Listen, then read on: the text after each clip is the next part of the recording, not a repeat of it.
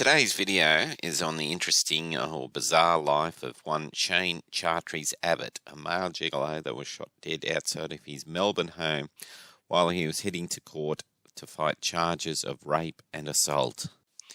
Now, Abbott was born on October 9, 1974. He was 28 at the time of his death. That was on June the 4th, 2003.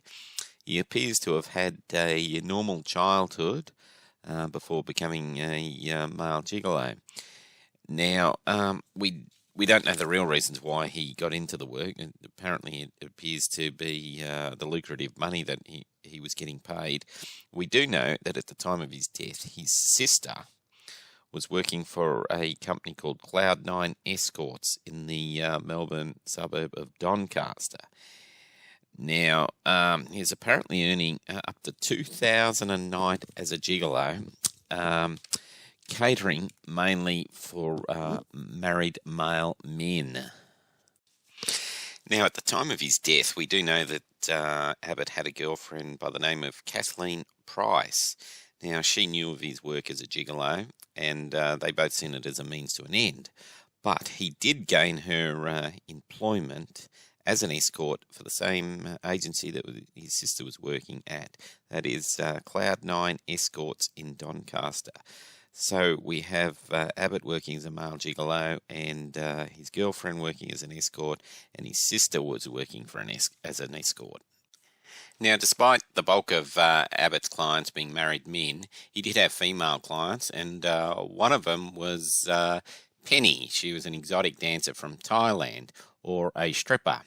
Now, in 2002, the police received an emergency call to attend the Hotel Seville in Commercial Road, South Yarra. Now, the Hotel Seville became a neglected hotel, and in 2015, it appeared on the Australian renovation show The Block. And these are photos that I took of what it looks like today.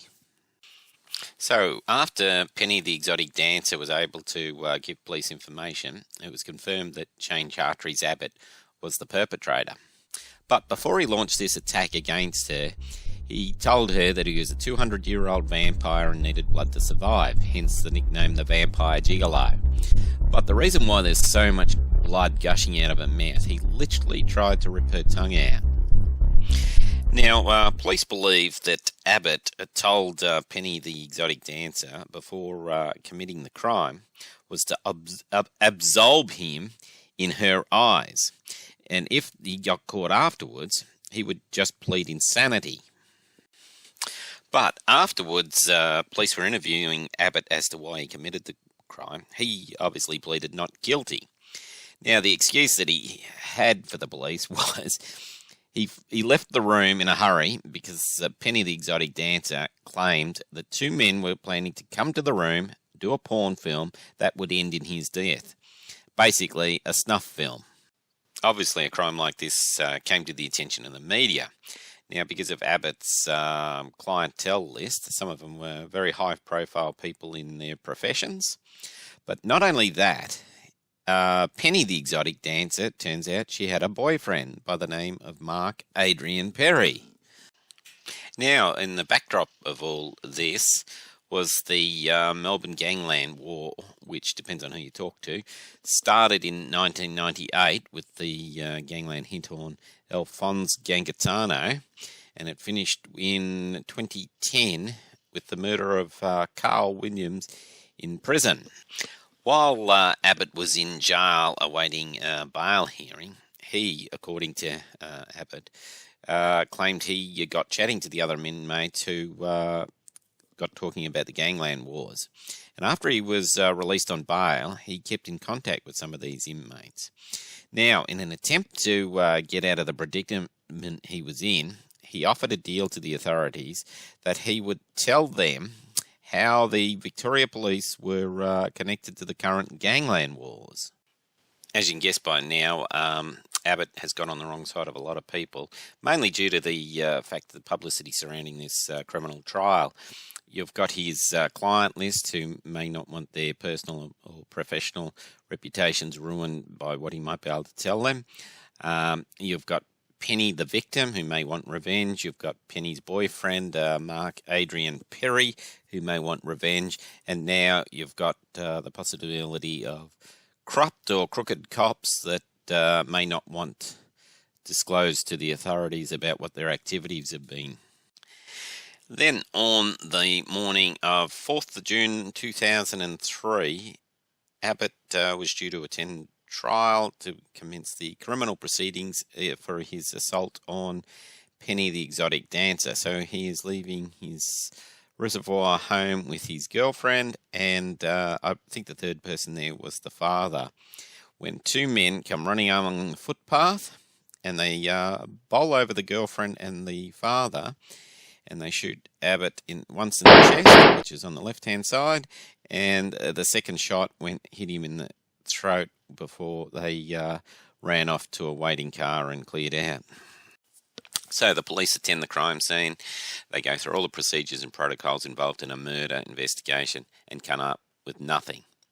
Then 3 years later, in July 2006, a person already in jail for murder, he was in jail for a killing that was involved in the gangland wars, confesses to the murder.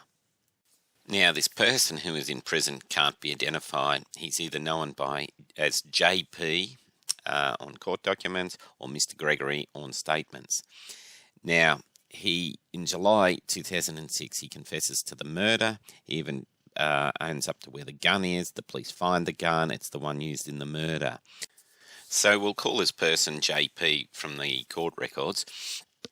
So JP initially confesses to the crime solely by himself and implicated no one else. Then he implicates three others, including two serving police officers. Now, this implicating of police in the murder of the vampire Gigalo led to the setting up of an investigation called Operation Briars. This was established in 2007, and it was led by a long-serving detective called Ron Iddles. The two detectives implicated by the prisoner JP was Detective David Waters and Detective Peter Laylor. The Operation Briars task force lasted for around 6 years, cost $30 million, and it came up with nothing. Now, the prisoner JP, who confessed to the murder, and he confessed to where the firearm that was used in the murder of the vampire Gigalo, he was sentenced on 28th of the 3rd, 2008. He will never serve an extra day in prison for it. That was part of the plea bargain. He is eligible for parole from the previous murder on 18th of May 2023. Now, the prisoner JP also implicated three others in the murder of the vampire Gigalo. The now ex-boyfriend of the Thai exotic dancer Penny, and that his name is Mark Adrian Perry, and two of his long-term friends, Warren Thomas Shee and Vangelos Goussis. All three were found not guilty of murder and manslaughter. Now, the two major reasons that were presented to the court was, one, the prisoner JP, who implicated him, wanted time off his sentence, so there's a motivation to tell a lie. And secondly, he had a long history of being a pathological liar. Now, during this period, Nicola Gobbo was a very active defence barrister or defence lawyer. She became infamous because she was acting as a police informer, known as Police Informer 3838, or to the media, Lawyer X. After it became public that Nicola Gobbo was a police informer and had breached her legal privilege, she went into hiding. Now, in 2009, two detectives from the Operation Briars Task Force, Ron Iddles and another officer called Steve Waddell, flew to Bali where Nicola Gobbo was in hiding and took a statement from her saying that she was in the office of the defence barrister for the ex-boyfriend of the Thai exotic dancer Penny, Mark Adrian Perry, and he confessed over the phone that he did arrange for the murder to take place on the vampire Gigalo. After Nicola Gobbo gave her statement, the police never pursued that line of inquiry. is a widely held theory. It was because the police were worried a royal commission would be ordered by the government because they had used a defence barrister as an informant. The case against Mark Adrian Perry and his two long-term friends relied solely on the testimony of prisoner JP, who had a long history of being an unreliable witness or a habitual liar. Since the acquittal, nobody else has been charged over the murder and officially remains unsolved. Now, as for the vampire Gigalo, he is buried at the Yan Yean Cemetery in Whittlesea, Victoria. Anyway, thanks for watching, and please have a look at my other videos. Cheers.